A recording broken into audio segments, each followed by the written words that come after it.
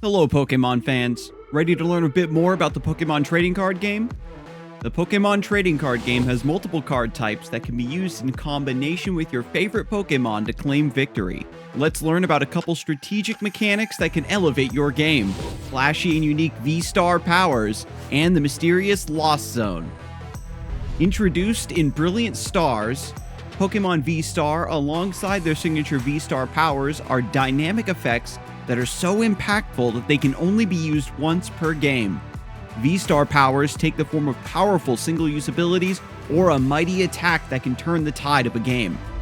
Build your deck to capitalize on the power VSTARs can provide and choose your moment carefully.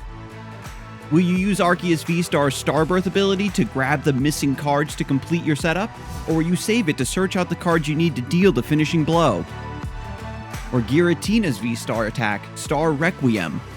It can only be used once, so will you try to use it early to gain a lead, or save the guaranteed KO to smash through your opponent's final defense?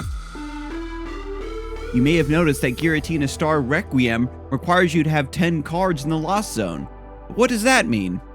In the set Lost Origin, players were reintroduced to the Lost Zone mechanic, representing a strange abyss that once a card is sent there, it can never be recovered.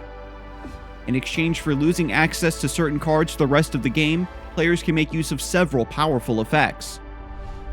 Colress's experiment allows a player to look at the top 5 cards of their deck, and in exchange for adding the 3 most important to their hand, the remaining 2 must be sent to the Lost Zone, never to be used for the remainder of the game. After you banish enough of your resources to the Lost Zone, you gain access to some amazing payoffs. After accumulating 4 cards in the Lost Zone, feel free to use Cramorant's Spit Innocently for no energy cost, thanks to its ability Lost Provisions.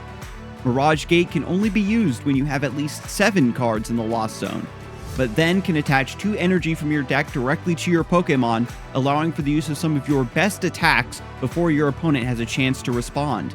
I do like the Moonlight Shuriken play here. Yeah, I don't mind this at all then. Yeah, you can incorporate the early damage that you'll need to soften it up. Or perhaps you're familiar with Sablei's monstrous Lost Mine attack.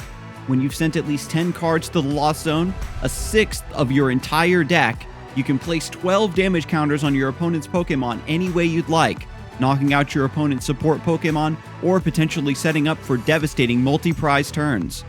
Now that you have a better understanding of Pokemon VSTAR and the Lost Zone, get out there and experiment with everything the Pokemon TCG has to offer.